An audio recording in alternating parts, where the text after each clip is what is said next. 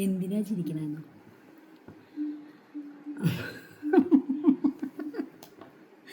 ഒരു തമാശ ആലോചിച്ച് ചിരിച്ചാട്ടോ. അമ്മ ഡിഗ്രിക്ക് പഠിക്കുന്ന കാലത്ത് അമ്മയ്ക്കൊരു സ്വഭാവം ഉണ്ടായിരുന്നു.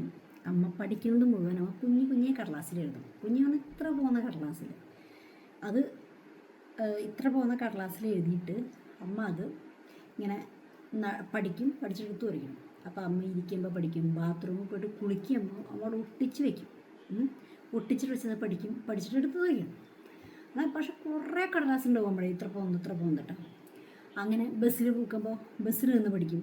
അപ്പോൾ അമ്മയ്ക്ക് ജീൻസ് ഇടാൻ ഭയങ്കര ഇഷ്ടമായിരുന്നു.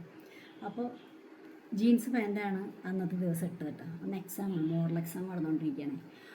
അപ്പോൾ മോഡൽ എക്സാം നടന്നുകൊണ്ടിരിക്കുമ്പോൾ അമ്മ പോക്കറ്റിലിട്ടു. ഇതെടുത്ത് ഇങ്ങനെ വായിക്കും, പഠിക്കും, എടുത്ത് ദൂരേക്ക് ചൂട്ടിക്കൂട്ടി കളയും. അമ്മയുടെ ഫ്രണ്ട്സിനൊക്കെ അറിയാം അമ്മ അങ്ങനെ ചെയ്യാറുണ്ട് കേട്ടോ. അങ്ങനെ മോഡൽ എക്സാം തുടങ്ങിയപ്പോൾ അമ്മ നേരെ പോയി ക്ലാസ്സിൽ പോയി എക്സാം എഴുതാൻ തുടങ്ങിയപ്പോൾ ജിഷ പറഞ്ഞ ടീച്ചറാട്ടാ.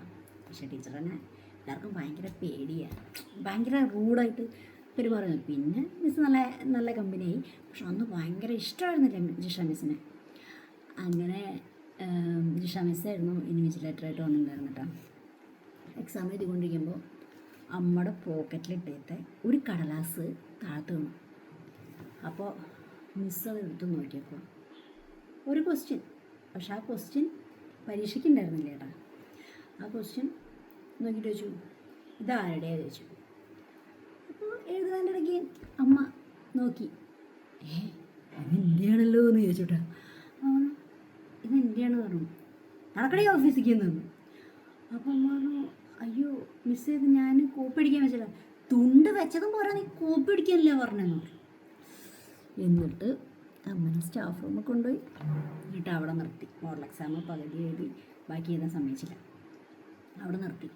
ടീച്ചർമാരുടെ മുന്നിലൊക്കെ അമ്മ നല്ല കുട്ടിയാണ്, മീൻസ് വലിയ ആർക്കും ഒരു ഉപദ്രവമൊന്നും ചെയ്യാത്ത നല്ലൊരു കുട്ടിയാണ്. ഇതൊക്കെ കണ്ടോടുകൂടി ടീച്ചർമാർക്കൊക്കെ അത്ഭുതമായി.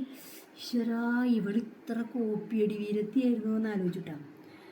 പരീക്ഷ കഴിഞ്ഞപ്പോൾ ചെക്കന്മാർ മുഴുവൻ വന്നിട്ട് അമ്മേനെ കളിയാക്കാൻ തുടങ്ങി. അയ്യയ്യേ, നീ കോപ്പിടിക്കൂ, നിനക്ക് നല്ല തുണ്ടാണല്ലോ, ഇതൊക്കെ എവിടെ നിന്ന് ഈ തുണ്ട് കിട്ടിയത്, അയ്യോ സൂപ്പറാണല്ലോ തുണ്ട് എന്നൊക്കെ പറഞ്ഞിട്ട്. അപ്പോൾ അമ്മ പറഞ്ഞു, മിസ്സേ ഞാൻ കോപ്പി അടിച്ചതല്ല, ഇത് ഞാനിങ്ങനെ കടലാസിൽ എഴുതും, എന്നിട്ടത് പഠിച്ചിട്ട് ഞാനെടുത്ത് ഉരക്കിടുന്നുണ്ട്. പോക്കറ്റിൽ കൈയിട്ടിട്ട് ബാക്കിയുള്ള തുണ്ട് കാണിച്ചു കൊടുത്തു.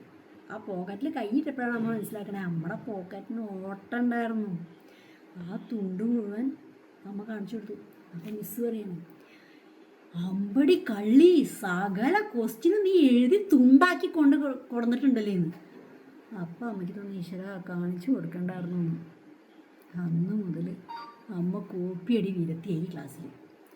പക്ഷെ അമ്മ സത്യമായിട്ടും, അമ്മയ്ക്ക് നിന്നോട് സത്യം പറയാലോ, അമ്മ സത്യമായിട്ടും കോപ്പി അടിച്ചോന്നല്ല അന്ന്. അമ്മ അത് പഠിക്കാൻ വേണ്ടിയിട്ടതായിരുന്നു. അത് പഠിക്കുകയും ചെയ്തില്ല, കോപ്പിയടി വീരത്തി എന്നുള്ള പേരും വന്നു.